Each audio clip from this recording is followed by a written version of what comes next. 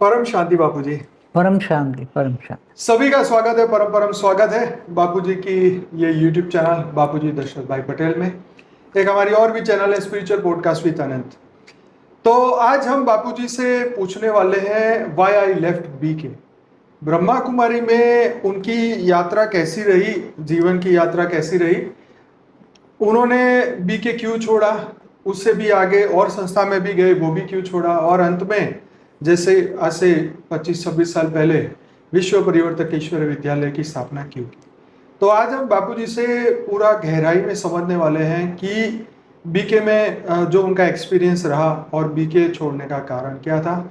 आज हम गहराई से जानेंगे, क्योंकि आज करोड़ों लोग बीके में जाते हैं और करोड़ों लोग छोड़ भी देते हैं। तो बापूजी की दृष्टि से समझते हैं कि क्या उनकी सोच है। बहुत बहुत स्वागत है बाबूजी। परम शांति। देखो, मैं ब्रह्मा कुमारी में 1987 में गया था और वहाँ 7 दिन का कोर्स कराया गया मुझे। तो सबसे पहला क्वेश्चन जो था कि मैं कौन हूँ, वो तो समझने की, क्योंकि शास्त्र मैंने उसी टाइम तो पढ़े नहीं थे। 87 में मैं 31 साल का था। तो कोई भक्ति मार्ग में मैं चलता था, मंदिरों में जाता था, पूजा पाठ करता था, संस्कृत के श्लोक बोलता था, हनुमान चालीसा करता था, विष्णु सहस्त्र डेली सुबह दिया जलाता था, भक्ति तो बहुत करता था, मंदिरों में जाके भी, घर में भी। मगर वहाँ जब उन्होंने मुझे आत्मा का परिचय कराया कि मैं आत्मा हूँ, मैं कौन हूँ, तो मैं आत्मा हूँ, तो मुझे बहुत अच्छा लगा। क्योंकि वो दुनिया में तो किसी ने नहीं बोला, भक्ति मार्ग में भी किसी ने नहीं बोला कि मैं आत्मा हूँ। गुरुओं की कमी होगी। नहीं, मगर कोई भी गुरु जो रामायण महाभारत पढ़ते थे वो तो उनका इतना नहीं रहता है। वो तो रामायण महाभारत अलग चीज है, मगर गुरु बहुत कम होते थे ना। तो आत्मा का परिचय दिया कि आत्मा एक शरीर, एक मोटर है और आत्मा इस मोटर को चलाती है। तो मेरे को वो पहला दिन का पार्ट बहुत अच्छा लगा, मैं कौन हूँ। फिर दूसरा पार्ट जो बताया, परमात्मा शिव निराकार है, ब्रह्मांड को चलाता है, पूरा ब्रह्मांड का चित्र बताया उन्होंने। ब्रह्मांड में परमधाम में निराकारी आत्माएं होती हैं, बीच में सूक्ष्मतन बताया, फिर नीचे स्थूलतन बनाया। वो ब्रह्मांड का तीनों लोक का चित्र मेरे को वो बुक में था, तो वो मैंने पढ़ा। परमात्मा शिव निराकार है, उसको याद करने से आत्मा पावर होती। आत्मा स्वरूप में फिर तीसरा वर्ल्ड ड्रामा की सतयुग त्रेता द्वापर कलयुग 5000 साल का वर्ल्ड ड्रामा है। तो वो भी तो हमने तो शास्त्र पढ़े ही नहीं थे उसी टाइम पर, तो ज्ञान तो था ही नहीं जी। उन्होंने जो कहा वो मान लिया हमने। भाई शास्त्र तीसरे में 5000 साल का वर्ल्ड ड्रामा, सतयुग त्रेता द्वापर कलयुग 1250 साल का एक, 5000 साल का वर्ल्ड ड्रामा, और हूबहू रिपीट होता है, और शास्त्र सारे झूठे हैं। पहले दिन बता दिया आपको? नहीं, ये वर्ल्ड ड्रामा के दिन बताए, पहले 2 दिन नहीं बताए। नहीं बोलते, आत्मा परमात्मा तो अच्छा लगा ना। अब 2 दिन आत्मा परमात्मा का जब अच्छा कंसेप्ट लगा, एकदम बहुत बढ़िया। ब्रह्मांड में भी चित्र देखा, निराकारी परमधाम सूक्ष्मोतन में ब्रह्मा विष्णु शंकर बैठे हैं, और फिर स्थूलोतन में मनुष्य सृष्टि है, और सारी मनुष्य सृष्टि अब सारी ऑक्सीजन पर जी रही है। एक चित्र बताएं, पृथ्वी के ऊपर एक बोतल लगा दी है। हाँ, पूरी ऑक्सीजन पर जी रही, बोतल लगा दी, और सारी धरती पर। हाँ, कोई आत्मा का परिचय नहीं देता, स्व का परिचय नहीं देता। तो मुझे स्व का परिचय आत्मस्वरूप, और मुझे वो बहुत अच्छा लगा। फिर परमात्मा निराकार है, वो भी अच्छा। शिव को तो हम पूछते ही थे, शिव मंदिर जाते ही थे बचपन से। फिर सतयुग देता, तो सतयुग में बताया कि कृष्ण का राज होगा, वो बड़ा होगा तो लक्ष्मी नारायण बनेगा। सतयुग में 8 लक्ष्मी नारायण के राज होंगे, 8 राधा कृष्ण होंगे, 150 साल का उनका राज होगा। फिर राम राज आएगा, राम 12 सीता होगी त्रेता में। फिर द्वापर से फिर अलग अलग धर्मों का राज आएगा। तो वो झाड़ का चित्र बनाया, चौथे दिन झाड़ का चित्र बनाया। कल्पवृक्ष बोलते हो, कल्पवृक्ष। हाँ, जो एक पेड़ होता है। हाँ, उसके अंदर बताया कि जड़ों में ये ब्रह्मा कुमारी वाले बैठे हैं, जड़ों में मतलब ब्रह्मा कुमारी, और उससे ऊपर तना, और तने के बाद तने से ऊपर द्वापर आ गया ना, तो द्वापर में चारों ओर यहाँ बौद्धि बताए, बौद्ध धर्म आया। फिर वहाँ इस सामने इस्लाम आया, इस्लाम में फिर ये सब भी बताए, इस्लाम में यहूदी आए ये सब। फिर इसके बाद में ईसाई आए, फिर मोहम्मद आए, ये सब धर्म, ये झाड़ का यहाँ जैन आए, बौद्ध आए इधर। फिर धीरे धीरे अनेक धर्म, मठ, पंच संप्रदाय बढ़ते गए बढ़ते गए बढ़ते गए। तो उसी टाइम जब मैं जा रहा था तो 500 करोड़ पॉपुलेशन थी उसी टाइम। मतलब धरती की पॉपुलेशन। हाँ, तो ये सतयुग की शुरुआत में 9 लाख बनाते, 9 लाख पहला सारी दुनिया का विनाश हो जाएगा। फिर 5वें चित्र में वो बताया, 5वां मतलब पूरी दुनिया आग में झुलस रही है, पूरा थर्ड वर्ल्ड वॉर हो रहा है, परमाणु बॉम्ब फट रहे हैं, नेचुरल कैलेमिटी आ रही है, केवल 9 लाख बचेंगे। वो माउंट आबू में जाएंगे और 9 लाख वहाँ माउंट आबू में बचेंगे।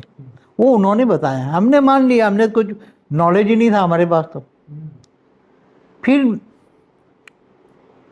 ऐसे ही पूरा ज्ञान ले लिया, हमें ज्ञान तो समझने, क्योंकि मैं वकील था, इनकम टैक्स लॉयर था, तो बुद्धि समझने की जो शक्ति बहुत थी ना। अब बार बार वहाँ माउंट आबू जाने लगा, वहाँ सबको देखने लगा, वहाँ मेरा मोस्ट वीवीआईपी स्टेटस कर दिया इन लोगों ने। बहुत लोग मुझे प्यार देते थे वहाँ, जो बड़े बड़े लोग थे। इवन दादी प्रकाश मणि भी मुझे पर्सनली अपने रूम में बुलाकर बात करती थी अच्छी तरह। तो मेरा वहाँ बहुत मोस्ट वीवीआईपी था, क्योंकि वहाँ शिव बाबा के नाम पर सब कुछ स्वाहा करने वाला था मैं, और बहुत कुछ इनकम टैक्स लॉयर, इसमें भी रेड केस करने वाला, कोई धन की तो कमी होती ही नहीं थी उसी टाइम पर। तो फिर बाद में जब मैं आत्मस्वरूप की बहुत सबसे ज़्यादा मैंने डे बाय डेली सुबह में 3 बजे उठकर आत्मस्वरूप की बहुत ही मतलब पुरुषार्थ किया। आत्मस्वरूप, एकदम आत्मस्वरूप। पहले मेरे को दिमाग में आ गया मैं स्वयं को पहचानूँ, मैं स्वयं को पहचानूँ, आत्मस्वरूप। तो वहाँ एक निर्णय नगर सेंटर था, वहाँ एक छोटा सा योग रूम बनाया था। वहाँ हर संडे सुबह में 8 से रात को 8 बजे तक मैं केवल पानी पीकर, सुबह में चाय पिए, बाद में पूरे दिन पानी पीकर, क्योंकि जितना खाओगे नहीं तो हल्के रहोगे तो योग अच्छा लगेगा। बल्कि मैं तो अगले दिन के शाम को भी खाना नहीं खाता था, सर हल्को करने के लिए, मतलब फास्ट करते हैं ना भक्ति मार्ग में, फास्ट, उपवास। तो मेरे को फास्टिंग भी अच्छा लगता, कम खाना भी अच्छा लगता था, और मैं एकदम आत्मस्वरूप, तो इतना आत्मस्वरूप बन जाता था, इतना आत्मस्वरूप, लाइट पूरी बॉडी हो जाती थी। आपका शरीर तो बहुत भारी था ना उसी टाइम तो बहुत भारी था, उसी टाइम थोड़ा भारी था, मगर बाद में बढ़ने लगा। 87, 88, 89, 90, फिर उसी टाइम रामायण आया। तो उन लोगों ने बोला रामायण नहीं देखना है आपको, रामायण झूठी है, झूठी कहानी है। रामानंद सागर का रामायण, रामानंद सागर का शुरू में आया ना DD1 पर। 92 में से आता नहीं, ये मेरे ख्याल से 88 या 89 में आया होगा। अच्छा। 88 या 89 में आया होगा। दूरदर्शन पे आता था। फिर भी मैं देखता था। अच्छा। फिर भी मना था तो भी मैं देखता था। तो वहाँ बार बार माउंट आबू जाता था, वहाँ अच्छा लगता था, परिवार के साथ भी जाता था, सब चलते थे ज्ञान में, परिवार वाले भी सब चलते थे। मगर बाद में मेरा एक क्वेश्चन आया कि त्रिमूर्ति का चित्र के सामने बैठते थे, त्रिमूर्ति का चित्र है, तो त्रिमूर्ति का चित्र के सामने बैठते थे, तो धीरे धीरे ये आया कि त्रिमूर्ति के चित्र में दादा लेखराज को ब्रह्मा का स्थान दिखा दिया कि ये ब्रह्मा है। और दिमाग में आया कि तो विष्णु शंकर कहाँ है, विष्णु और शंकर। दिमाग चलने लगा, जैसे जैसे आत्मस्वरूप बना तो दिमाग बहुत फास्ट गति चलने लगा। ये सबसे पहले तो बड़े बड़े लोग वहाँ जो उनके ज्ञानी थे, उनको सबको जानते थे, मुझे सबको पूछा ये त्रिमूर्ति का चित्र है, तो उसमें दादा लेखराज को तो ब्रह्मा बता दिया, आप दूसरा विष्णु कहाँ है, शंकर कहाँ है। तो सबको पूछा, तो बोले ये त्रिमूर्ति का मकान एक ही है। अच्छा। एक ही रथ है और तीनों पार्ट बजाता है। अच्छा। जब ये ब्रह्मा है, टाटूधारी ब्रह्मा है, कृष्ण वाली आत्मा, और ये ब्रह्मा से विष्णु बन जाएगा तो सतयुग के पहला प्रिंस बनेगा, नारायण बनेगा। तो ये विष्णु का पार्ट नारायण बनने का, नारायण माना विष्णु, लक्ष्मी नारायण माना विष्णु, तो वो वहाँ पालना करेगा, सतयुग में 9 लाख की पालना का पहला प्रिंस बनेगा। तो ओम राधे भी बताया, ओम लक्ष्मी बनेगी, दादा लेखराज 9 लाख, क्योंकि सारी दुनिया का विनाश हो जाएगा, 9 लाख बचेंगे, उनका ये प्रिंस बनेगा, सतयुग का पहला प्रिंस। धरती पर 9 लाख ही होंगे, पहला प्रिंस बनेगा। तो फिर बोलता है धरती पर सतयुग है, धरती पर। तो बोला ये उसी टाइम पर दादा लेखराज कृष्ण बनेंगे। हाँ, कृष्ण बनेंगे, दादा लेखराज पहले कृष्ण, बाद में नंबरवार 8 गद्दी चलेगी। अच्छा, उसके और अलग जो वहाँ फॉलोअर्स है, हाँ, उसमें श्रेष्ठ पार्ट बजाए वो अष्टरत्न वाले आएंगे। अच्छा, वो अष्टरत्न वाले आएंगे, वो 8 कृष्ण, राधा कृष्ण। फिर वही गादी पर आएंगे, लक्ष्मी नारायण बनेंगे। तो फिर राम कौन बनेंगे? बाद में 16 कला से नीचे गिरती 14 कला आई। अच्छा, 14। तो 12 राम 12 सीता त्रेता में, सतयुग में 8, सतयुग में त्रेता में 12 राम 12 सीता। तो 21 जन्म होते हैं, कितने 84 जन्म का पहले 8 जन्म सतयुग का, 12 जन्म त्रेता का। वो लोग 84 जन्म का बोलते हैं। हाँ तो 84 जन्म हुआ ना त्रेता में। 5000 साल का पूरा वर्ल्ड ड्रामा है और उसमें सिर्फ आपकी 84 बर्थ ही हो, ठीक। 84 बर्थ मतलब सतयुग में 8, त्रेता में 12, हाँ। एक संगम युग अभी, अच्छा। और त्रेता सतयुग त्रेता द्वापर में 21 और कलयुग में 42, ऐसा करके 84 जन्म होता है। ओके, तो ये समझा गया कि इंसान एक आत्मा 84 जन्म लेती है। मतलब वो नंबरवार आत्माएं ऊपर से आती है परमधाम से परमधाम से आती है और धीरे धीरे अपना अपना पार्ट प्ले करती है और वो रिपीट करती है।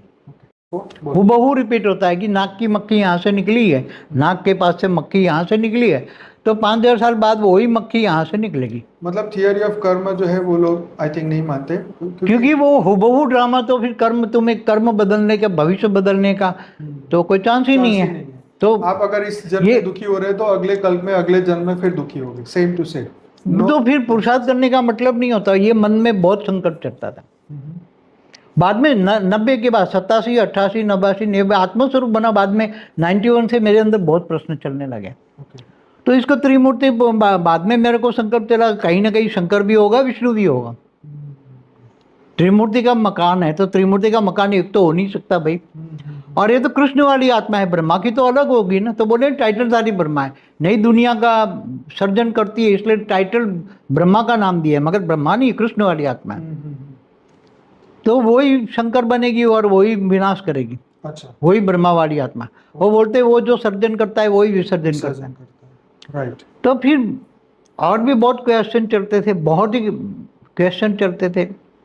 फिर एक बार वाणी मैंने पढ़ी, हर सितारों पर अपनी अपनी दुनिया है। तो ऊपर की बातें आई ना, हर सितारों पर अपनी अपनी दुनिया है, ऐसी वाणी मैंने पढ़ी। तो मेरा तो दिमाग हिल गया। मैंने बहुत लोगों को वहाँ पूछा, सभी ने अलग अलग जवाब दे के मेरे को समझाने की कोशिश की, मगर मेरे मन में, दिमाग में ये प्रश्न का जवाब तो मेरे मन में भी नहीं हल हुआ ना। हर सितारा तो दिखता है, सितारा किसने बनाया, क्यों बनाया, पूरा वर्ल्ड ड्रामा बताते तो वर्ल्ड ड्रामा तो कभी ना कभी बना होगा ना भाई। कभी ना कभी तो वर्ल्ड ड्रामा बना होगा ना, कभी ना कभी सितारा बनाने वाला होगा, सितारा बना होगा। वहाँ इतने दूर है तो उसकी दुनिया होगी।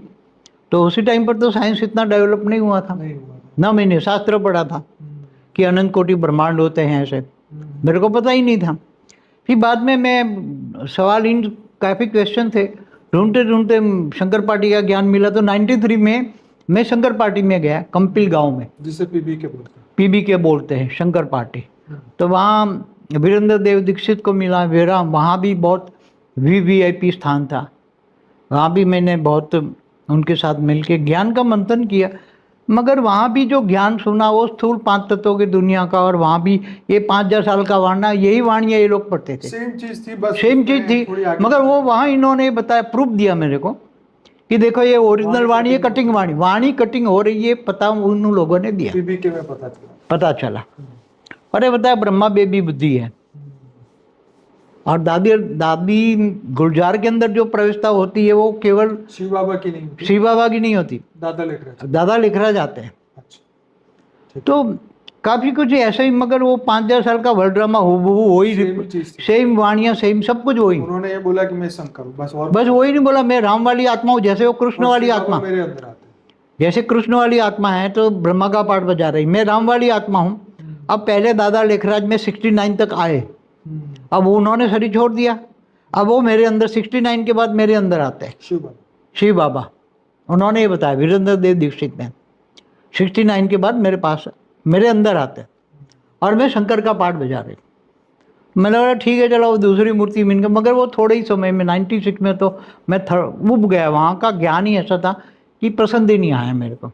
फिर भी चला, 93 नवंबर में गया, 94 95 2 साल रहा मैं, और 96 में उब गया। मगर वो बार बार वीरेंद्र देव दीक्षित अकेले बिठाकर मेरे को बोलते थे कि तू अहमदाबाद में बहुत बड़ा पांडव भवन बना, तेरे को वहाँ बहुत बड़ा पार्ट प्ले करना है।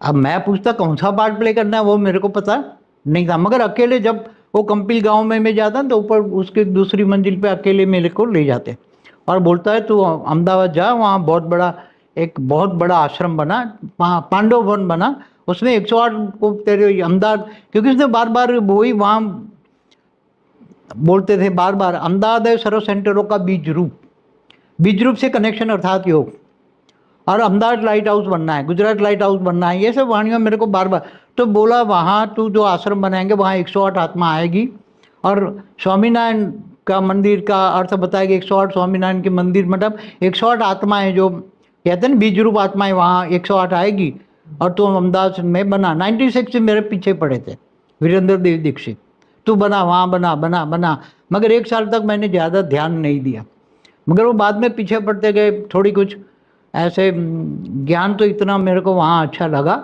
नहीं, मन भी वहाँ नहीं लगा, वायुमंडल भी ठीक नहीं लगा। फिर भी ब्रह्मा कुमारी में वायुमंडल अच्छा था, मन भी लगता था, मगर यहाँ इतना मज़ा नहीं आया। फिर भी 97 में फिर मैंने अपने हार के, उन्होंने मना कर दिया, यहाँ तेरे को आने का नहीं, भगा दिया मेरे को, तेरे को यहाँ आने का बोला न तेरे को, तू जाके अहमदाबाद में आश्रम बना 108 के लिए, वो यहाँ 108 आएंगे, स्वामीनारायण को मंदिर बोलते थे वो, 108 स्वामीनारायण के मंदिर बनेंगे, स्वामी नारायण। तो मेरे को इतना कुछ समझ में नहीं आया, मगर फिर वाणियाँ में पढ़ के उन्होंने वाणियाँ दी थी साकार वाणियाँ, वो साकार वाणियों को ज़्यादा मानते थे, और अव्यक्त वाणियों को ये बेबी बुद्धि कहते थे। जो अव्यक्त वाणी माना जो दादा लेखराज ने गुर्जर में जो प्रवेश करके बनाई वो अव्यक्त वाणियाँ, और साकार वाणियाँ जो बनाई गई थी वो बड़े बड़े उनके पास वाणियाँ कब थे, उसकी जेरोस करा के हम बुके बना कर जो आने वाले लोग ले जाते थे। फिर मैंने हार के 97 में अपना आश्रम बना, फिर लोग अपने आप ही धीरे धीरे 4-5 लोगों को तो हमने बताया कि भाई अहमदाबाद आ जाना, ऐसे ही हम बोलते थे, हम तो ज्ञान देते थे। 18 जनवरी 97 के त्रिदेव कौन, इस पर हमारी ये बहुत बड़ी बहस होती थी कि बे वो दादा लेखराज ब्रह्मा है, ये शंकर है, तो विष्णु कौन। तो जो लोग मेरे पास ज्ञान सुनने आते थे, सबसे पहले एक को ज्ञान सुनाया मैंने, तो बोलते तुम ही विष्णु हो, वो अपने आप ही बोलने लगे तुम ही विष्णु है, तुम ही विष्णु हो। मैंने बोला मैं तो पहले स्वीकार ही नहीं करता, हमारा नाम दे दिया विष्णु पार्टी। उन्होंने 97 में 18 जनवरी 97 को हमारी पार्टी का नाम इन लोगों ने रख दिया विष्णु पार्टी। तो विष्णु पार्टी समझ के बहुत लोग आने लगे। फिर मैंने किराए का मकान लिया, ये ज़मीन लेके चैनपुर में मैंने आश्रम बनाया।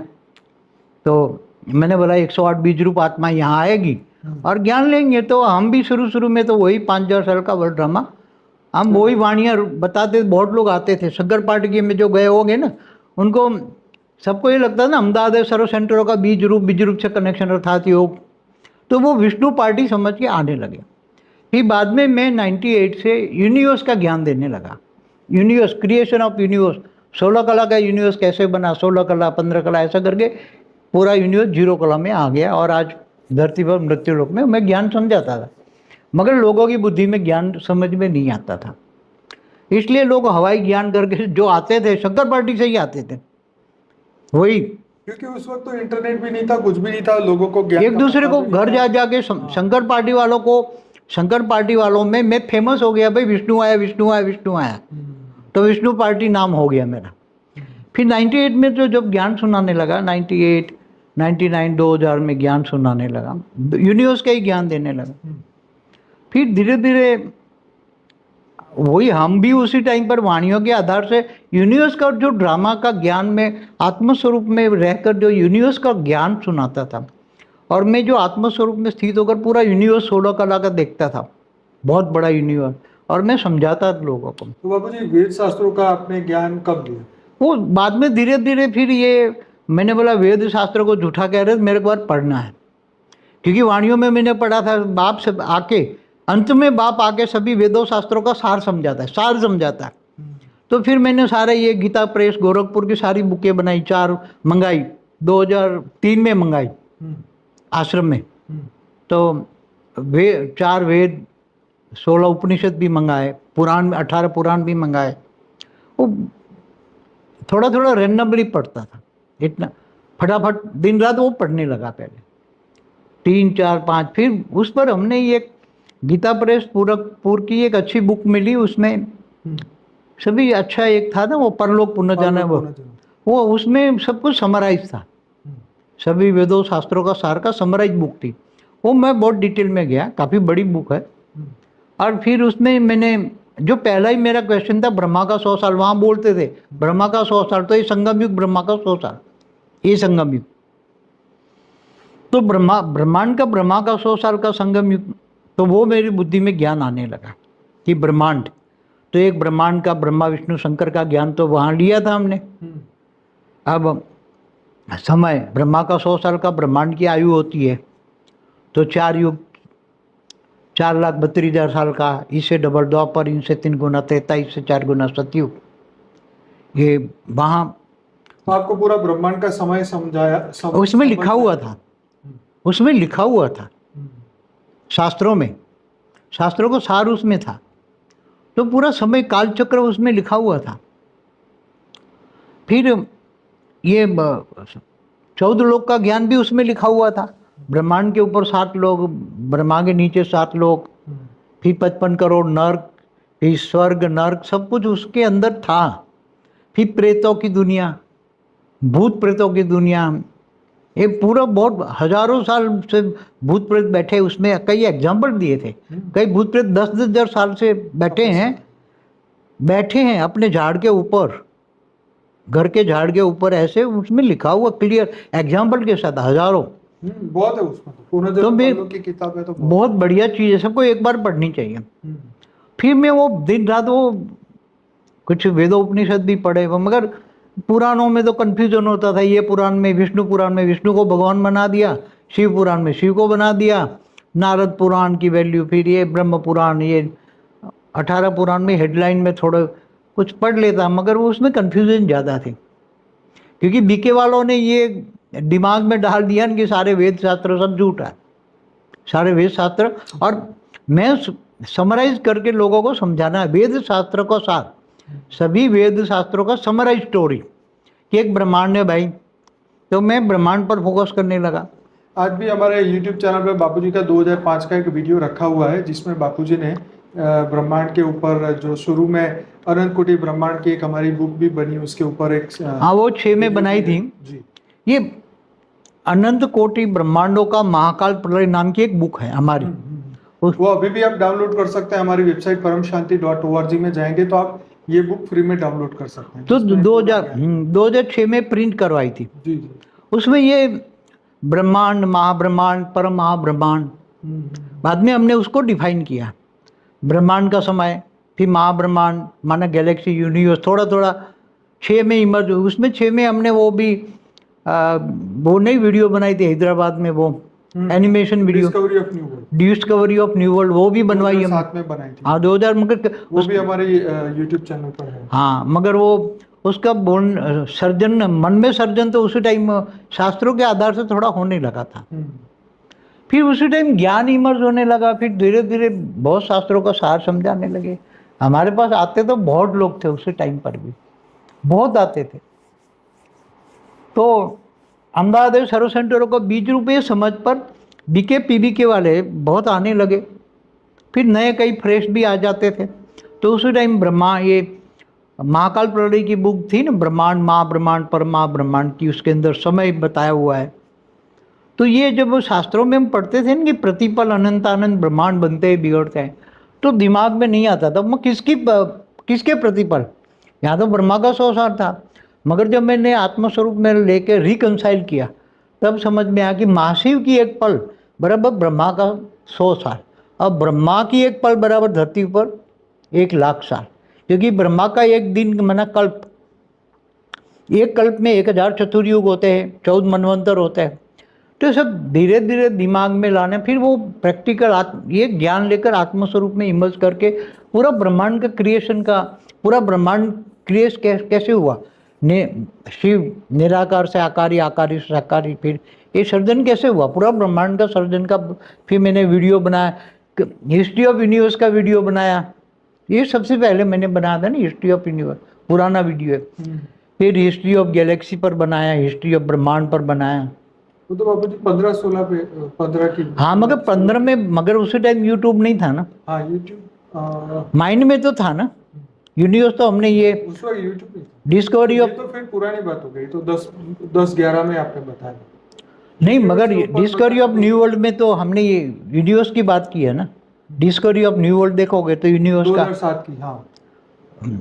जो उसमें जो बनवाया तो शास्त्रों के आधार से, मगर जो मुझे दिखता था आत्मस्वरूप में ये सब, बाद में धीरे धीरे 10 के बाद महाकाल प्रलय होना है, तो अब शास्त्रों में भी लिखा था। फिर मैं सोचने लगा अब ऐसी कोई थियरी मेरे पास आ जाएगी महाकाल की जगह पॉजिटिवली परिवर्तन हो, लोगों को आनंद से मुक्ति, जीवन मुक्ति हो, आत्माओं की मुक्ति, जीवन मुक्ति परम आनंद में मिल जाए। तो परमानंद स्वरूप है, नित्यानंद स्वरूप, ये सब शास्त्रों में बातें लिखी हुई थी। सारे शब्द तो ये सब शास्त्रों के ही है ना। लोग ये भी कहते हैं कि बापूजी आप बीके का ज्ञान चुरा के अपना शास्त्र। नहीं, सब बीके वालों को तो ज्ञान टोटली झूठ है, एकदम झूठ, टोटली झूठ। 5000 साल का वर्ल्ड ड्रामा कहीं शास्त्रों में ही नहीं है। और शास्त्रों को झूठ कहने वाले महापापी आत्मा है, क्योंकि शास्त्रों में इतना ज्ञान है, इतना ज्ञान है, उसमें अनंत कोटि ब्रह्मांडों का कई वर्ड्स हैं। इसलिए बड़े बड़े साधु संत जो है वो ब्रह्मा कुमारी संस्थाओं कभी जाते नहीं। कारण यही है कि वो शास्त्रों को झूठ बोलते हैं। क्योंकि जिन्होंने शास्त्र नहीं पढ़े वो वहाँ फंस जाते, जैसे हम भी फंस गए ना। बाद में, बहुत बाद में, जब शक्कर पार्टी से भी जवाब नहीं मिला तो फिर अपने आपको समझने लगे कि सितारे कौन है। ये सितारों, पहले तो ये सितारों की, हर सितारों की अपनी अपनी दुनिया है। तब अपने आप ही मैं आत्मस्वरूप में, मैंने बोला आत्मस्वरूप में स्थित हो जाओ, हर प्रश्न का जवाब मुझे मिलेगा। तो धीरे धीरे मुझे हर प्रश्न का जवाब मिला ना, कि भाई ये सितारे है, एक सितारे माने एक सूर्य है। पहली बार कब पता चला शिव एक नहीं अनेक है? जब मैंने महाब्रह्मांड का ज्ञान सुना ना, शास्त्रों में ये परलोक पूनम जन्म की बुक में मैंने पढ़ा, महाशिव महाकाल बन के अनंत कोटि ब्रह्मांडों को अपने रोम रोम में समा लेता है। तो अनंत कोटि ब्रह्मांड है, तो अनंत कोटि ब्रह्मांडों का सर्जन का वो उसमें नहीं है, वर्णन नहीं है शास्त्रों में। मगर अनंत कोटि ब्रह्मांडों का ये शब्द मेरे को जब दिमाग में आया तो फिर मैंने आत्मस्वरूप में स्थित होगा, क्योंकि इसमें कोई सर्जन की बात तो वहाँ बुक में नहीं है, शिव के सर्जन की बात नहीं। वो तो शिव शंकर का एक मानते हैं, शिव महाशिव को महाशिवरात्रि और शिवरात्रि का भेद नहीं समझते हैं, शिव महाशिव का भेद नहीं समझते हैं। फिर मैंने जाके शिव और महाशिव माना गैलेक्सी, माना आकाश गंगा है, उसमें आकाश गंगाओं में स्टार, ये सितारे, उनका थोड़ा थोड़ा शास्त्रों का और साइंस थोड़ा थोड़ा बोलने आता था, कुछ ज़्यादा नहीं आता साइंस उसी टाइम पर। मगर महाब्रह्मांड की जब थियरी मेरे को अनुभव हुआ, महाब्रह्मांड का चित्र बनाया मैंने, तब मेरे को वो महाशिव निराकार ने, महाब्रह्म ने एक संकल्प किया और अनेकानेक ब्रह्म पैदा हो गए।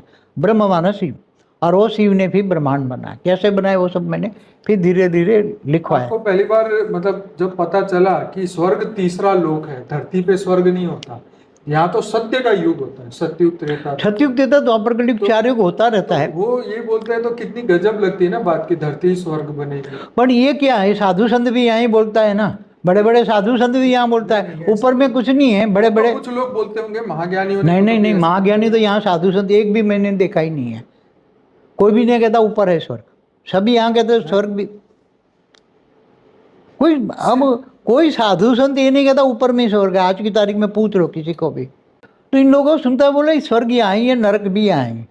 वो तो एक कॉमन थियरी है ना, स्वर्ग भी यहाँ, नरक भी यहाँ, ये तो कॉमन थियरी। जीना भी यहाँ, मरना भी यहाँ। नहीं, वो तो जो कर्म करेंगे वो यहाँ ही भोगेंगे, इस सेंस में। मगर ऊपर का कंसेप्ट कोई देता ही नहीं है कि ऊपर में स्वर्ग है। कहते हैं स्वर्गवासी हो गया, स्वर्गवासी हो गया, मगर कितना पुण्य कमाएगा तो स्वर्गवासी बनेगा।